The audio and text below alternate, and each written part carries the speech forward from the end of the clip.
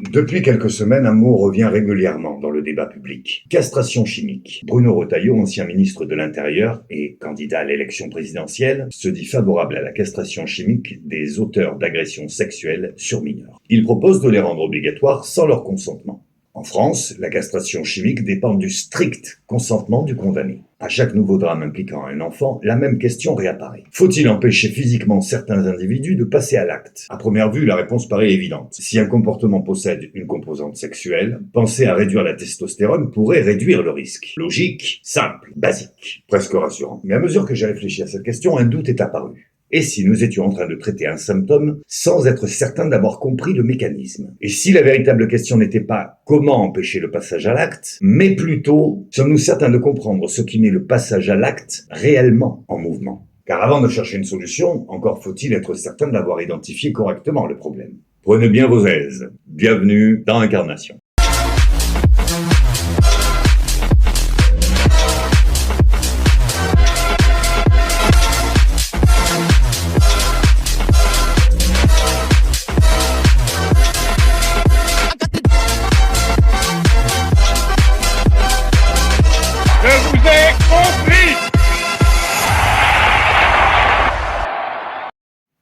Dès lors qu'un drame implique un enfant, la société cherche immédiatement une solution. C'est normal, nous voulons agir, nous voulons protéger, nous voulons empêcher que cela recommence. Et lorsque l'on cherche une solution, nous avons tendance à nous tourner vers ce qui nous paraît être le moteur principal du comportement. Le passage à l'acte comporte une dimension sexuelle. Or, la sexualité masculine est largement associée à une hormone bien connue, la testostérone. La testostérone participe au désir sexuel. Elle influence la libido et joue un rôle important dans l'expression de la sexualité masculine. Depuis des décennies, cette hormone est associée dans l'imaginaire collectif au désir, à la libido, à l'attirance sexuelle, à l'énergie sexuelle masculine. Il devient alors relativement facile de suivre le raisonnement. Si une partie du comportement est alimentée par la libido, et si la libido dépend en partie de la testostérone, alors réduire fortement la testostérone devrait réduire la libido. Et si l'on réduit la libido, alors on réduit potentiellement le risque du passage à l'acte. À première vue, le raisonnement semble solide. Il paraît même frappé au coin du bon sens. Car après tout, lorsqu'un mécanisme produit un résultat indésirable, il paraît logique de chercher à agir sur ce qui semble en être le moteur principal. Pourtant, plus je regardais le problème, plus une sensation étrange apparaissait. Comme si quelque chose manquait dans l'équation. Comme si nous étions en train d'observer la dernière pièce du mécanisme. Celle qui apparaît au grand jour. Celle que tout le monde voit. Sans être certain d'avoir observé les rouages qui se mettent en avant bien avant elle. Comme si nous regardions l'explosion sans avoir vu l'étincelle. Car lorsqu'un passage à l'acte se produit, est-ce réellement la libido qui se met en mouvement en premier? Ou bien la libido n'intervient qu'après qu'un autre mécanisme s'est déjà mis en marche? C'est précisément à cet endroit qu'un doute apparaît. Le passage à l'acte est-il uniquement une affaire de libido? Ou bien la libido n'est-elle qu'un élément, parmi plusieurs autres, qui interviennent dans un mécanisme beaucoup plus complexe? Car si la testostérone n'est qu'un acteur parmi tant d'autres, alors la question change complètement. Nous ne demandons plus comment réduire la libido. Nous demandons, la castration chimique agit-elle réellement sur le mécanisme qui conduit au passage à l'acte? J'ai alors essayé d'oublier les débats et de revenir au moment précis où quelque chose commence. Pas après, mais bien avant, au tout premier mouvement. À cet instant presque invisible où rien ne s'est encore produit.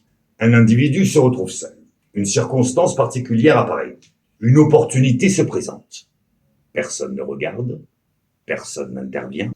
Personne n'est censé savoir. Puis, quelque chose bouge. Pas encore dans le corps, d'abord dans l'esprit. Une sensation, une possibilité, une anticipation. Quelque chose vient de se mettre en mouvement. Mais quoi exactement? Est-ce déjà la libido? Est-ce déjà le désir? Est-ce déjà la testostérone? Ou bien ne sommes-nous encore qu'au commencement d'un mécanisme beaucoup plus vaste? Car si la testostérone intervient, elle ne semble jamais intervenir complètement seule. Et surtout, dans les cas problématiques, elle n'intervient peut-être pas en premier. C'est à cet endroit précis que ma réflexion a commencé à changer. Car plus je remontais le fil, plus une question revenait. Quel est le premier domino qui tombe? Quel est le premier mouvement? Quel est le véritable déclencheur? Autrement dit, quelle est l'étincelle que nous ne regardons peut-être pas encore? Car si nous voulons empêcher l'explosion, peut-être devons-nous commencer par comprendre ce qui produit l'étincelle. Très vite, une évidence apparaît. Peut-être sommes-nous tombés dans ce que j'appellerais le piège du moteur unique.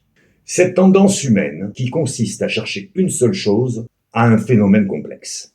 Une pièce maîtresse, un responsable principal. Car lorsqu'un problème nous paraît difficile à comprendre, nous avons naturellement envie de le ramener à quelque chose de plus facile à saisir. Pourtant, le cerveau humain fonctionne rarement de cette manière. Le cerveau humain ne fonctionne jamais avec un seul moteur. Lorsqu'un comportement complexe se met en place, plusieurs mécanismes interviennent simultanément. Mais ils agissent rarement seuls. Autrement dit, il existe déjà tout un univers psychologique avant même que l'acte ne se produise. Et derrière ces états psychologiques se cachent différents systèmes biologiques. La dopamine, souvent associée à l'anticipation de la récompense. L'adrénaline, qui prépare l'organisme à l'action. Le cortisol, l'une des principales hormones du stress. La testostérone, associée notamment à la libido et à certains aspects de la sexualité. À cet instant, une nouvelle difficulté apparaît. Car si plusieurs mécanismes sont déjà en mouvement, alors lequel devons-nous considérer comme le véritable moteur? La testostérone, la dopamine, l'adrénaline, le contexte, l'opportunité? Ou bien est-ce précisément leur combinaison qui produit le phénomène observé? Car aucune de ces composantes ne semble suffisante à elle seule pour expliquer l'ensemble du processus dans son déroulement. Supposons maintenant que l'on retire la testostérone. Très bien.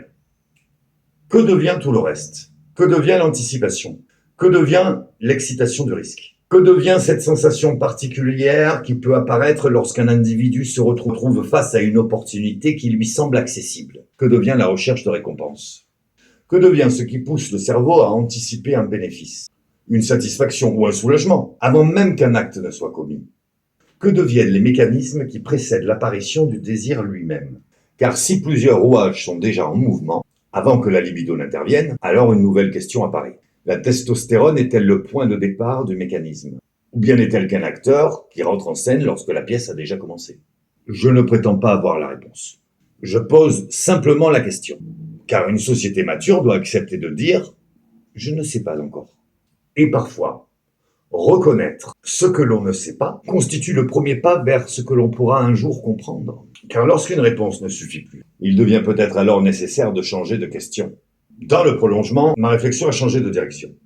J'ai cessé de chercher pourquoi le drame a-t-il eu lieu, et une autre question s'est alors imposée. À quel moment pouvait-il encore être empêché? C'est une différence fondamentale. Nous passons énormément de temps à compter les victimes, les plaintes, les condamnations, les récidives, mais beaucoup moins à mesurer les passages à l'acte évités, les situations désamorcées, les signaux faibles identifiés à temps, les personnes qui ont demandé de l'aide avant qu'un drame ne se produise. Pourtant, c'est peut-être là que se cache la véritable prévention, car lorsqu'une catastrophe est évitée, il ne se passe rien.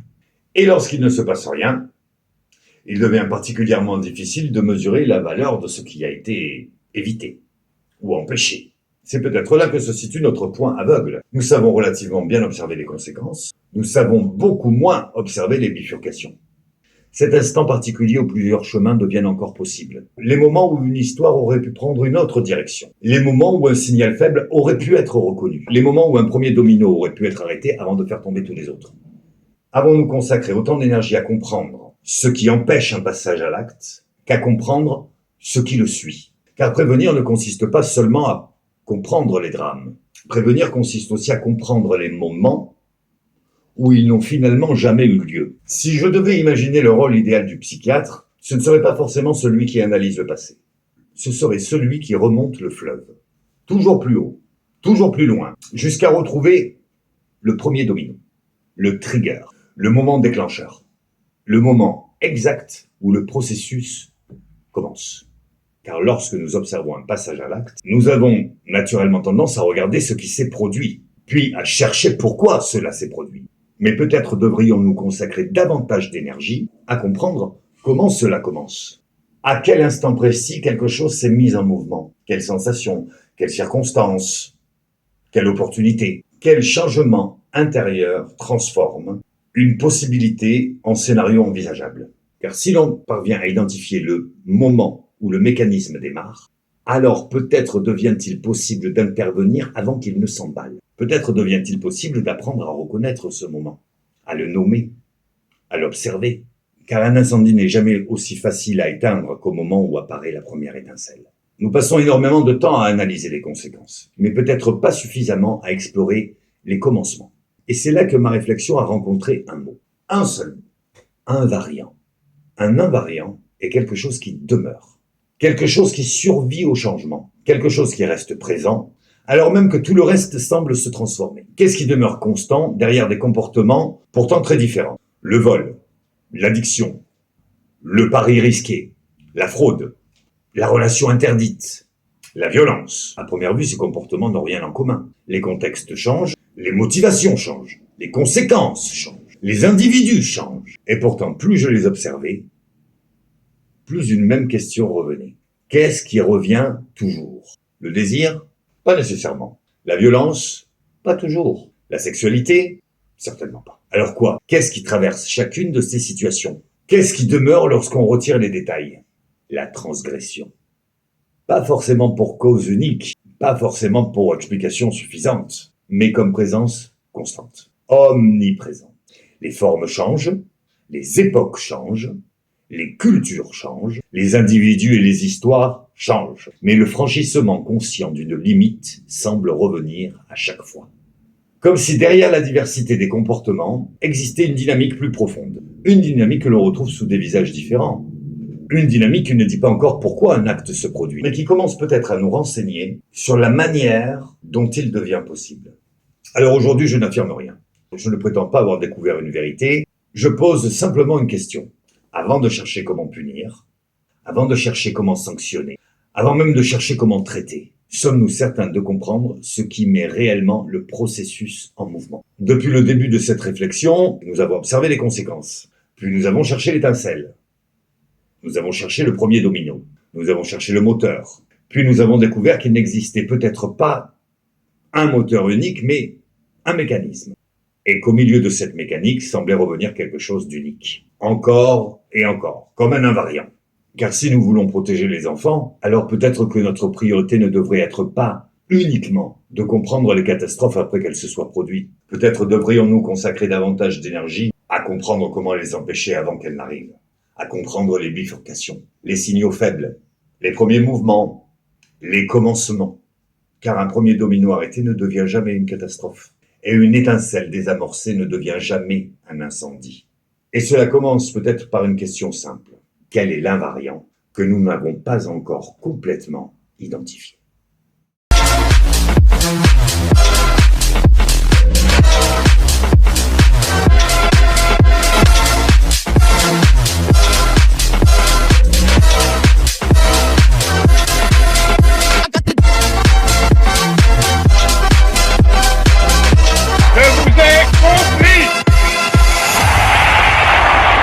Je vous demande de vous arrêter. Je vous demande de vous arrêter.